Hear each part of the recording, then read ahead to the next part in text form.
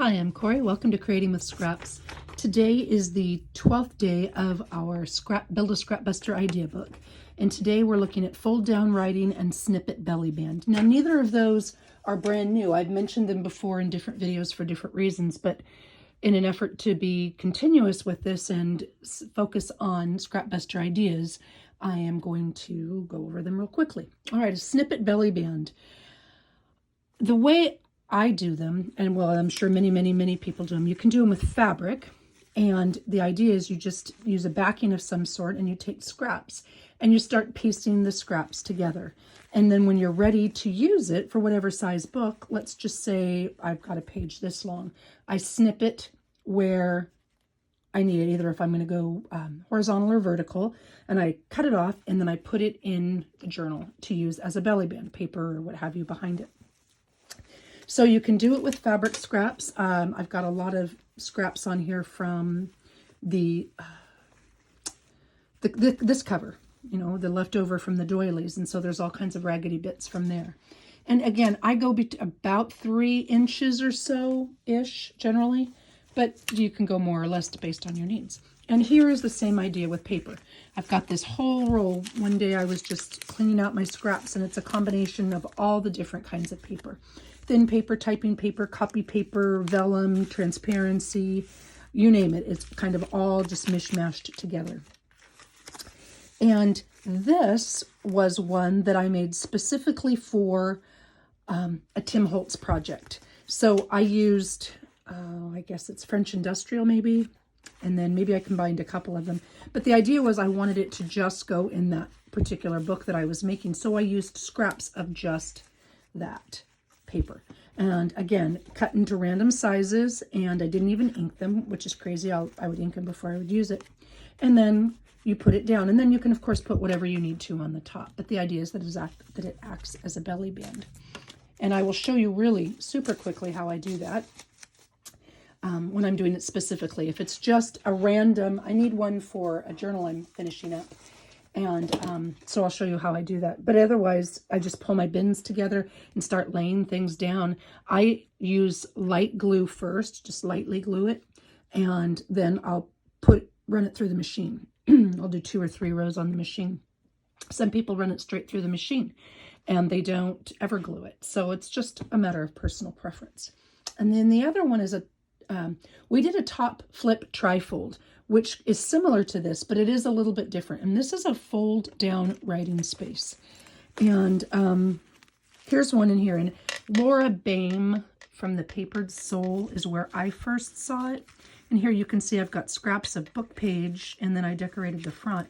But the idea is that it folds down and folds down and folds down to give you a whole lot of journaling space in on a single page.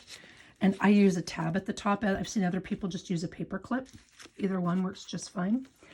And again, this is a similar idea, though it's slightly different. It's, again, fold down from the top. This one has an envelope on it so that I could use it as a belly band. But the idea is you fold it down and then you've got a writing space. So fold down writing space. And then here, this was, again, we've seen it a couple times, the first page of this book. I was showing it as a stamp pocket or a stamp card, but it's also the fold down writing space where you can unroll it and then you have all that space to journal. And that's why it's sometimes a good idea when you've got, you know, bulk and all this kind of different shaped items to have a hard card in your journal so that you can put it behind your page to write. You can do the same type of thing in a mini journal. And I've used it here in this memoranda book. See, you can add a lot of journaling space by just, you know, folding it down. And it doesn't have to be pieced together. This was just a scrap of the memoranda, the Tim Holtz memoranda paper.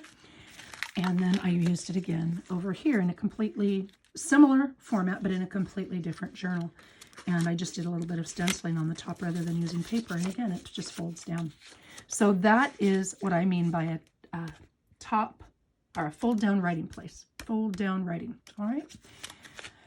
Okay. And now I said I would show you really quickly how I do again, this one's specific to what I need for another journal. But most of the time when I do this technique, I just grab random bits of paper.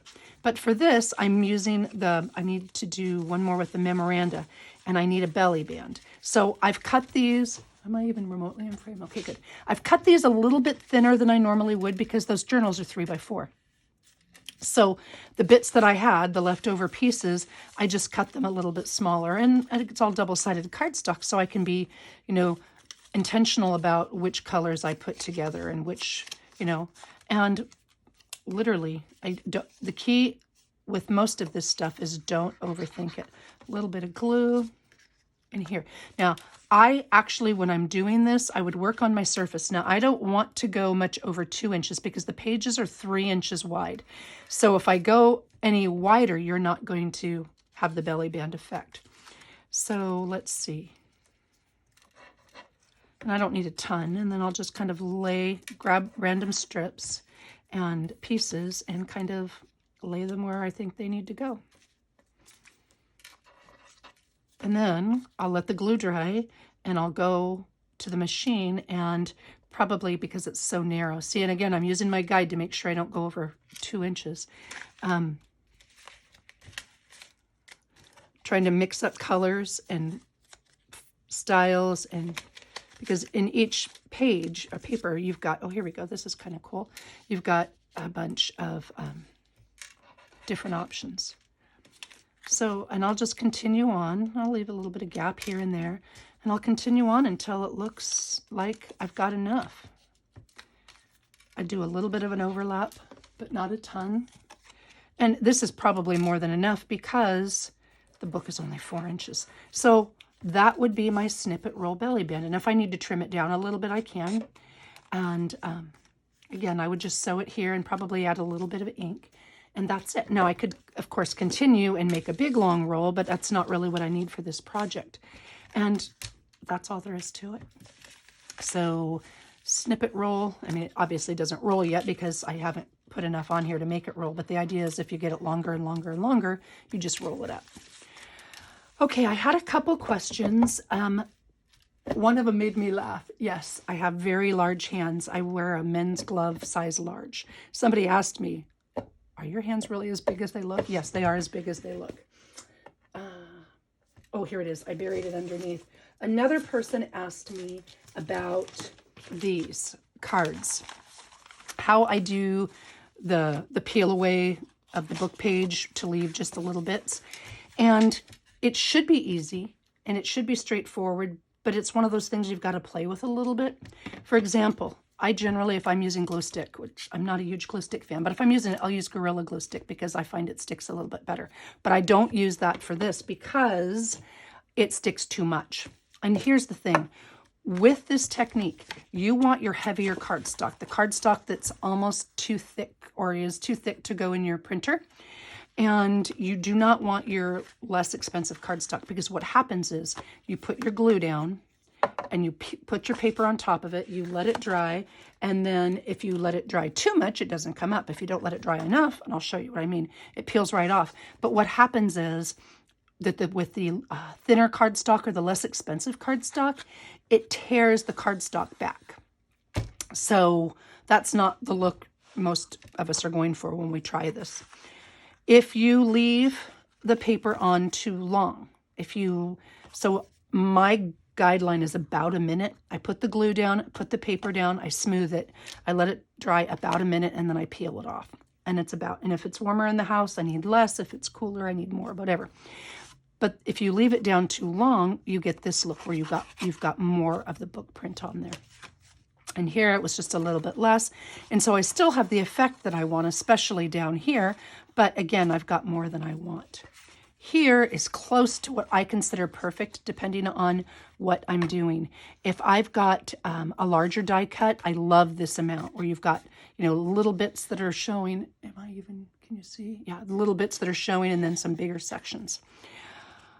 So the cardstock that you choose here is a perfect one for smaller die cuts. The cardstock you use matters. The book page you use matters. Thick book page doesn't work so great.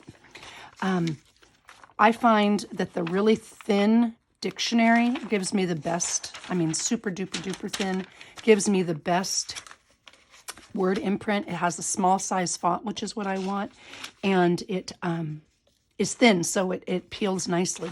This French dictionary generally tends to work really well because, one, it's older, and though it's not quite as thin, the paper is a little bit brittle, so it gives me the right amount of stickiness, I guess, or peeledness. That's even a word. All right, so here is my technique, and I'll show you what I'm talking about.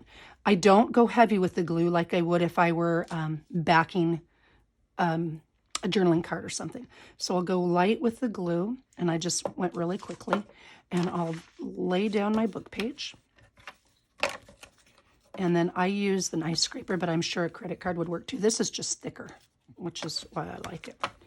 And I'll push this down, and then I let it sit about a minute. Now, if I don't let it sit enough, what happens? Oh, this one worked a little bit. Look, if I don't let it sit enough, I don't get any transfer, but I got a little bit, and I think that's because this is old page, right? So you can see I've got a little bit there. I can come back and do it again and put here. So if you take it off too quick, you don't get any transfer. You just get the dried glue residue. If you let it sit on too long, you get, well, wherever I put it, you get too much book, more than you want. There you go, too much book. So I don't know if this has actually been a minute. We're going to just pretend. Like I said, with every book that you use or every page that you use and every, oh, that one worked pretty good. And with every cardstock that you use, you kind of have to do a sample. And that's one of the reasons I use scraps for this, or leftover book page after I've used it as a glue page or something. That one actually worked pretty darn well. So it was maybe a little less than a minute. And then I just let it dry completely with the rest of the glue stick. And that is how I do these backgrounds. I had one more question, and I don't remember what it was. If you have a question, if you write it down below, I try to remember them, or I try to write them down and answer them. And I apologize for not responding to each person's message like I had in the past. I'm running out of time with trying to finish up these journals. All right, thank you for watching, and happy creating.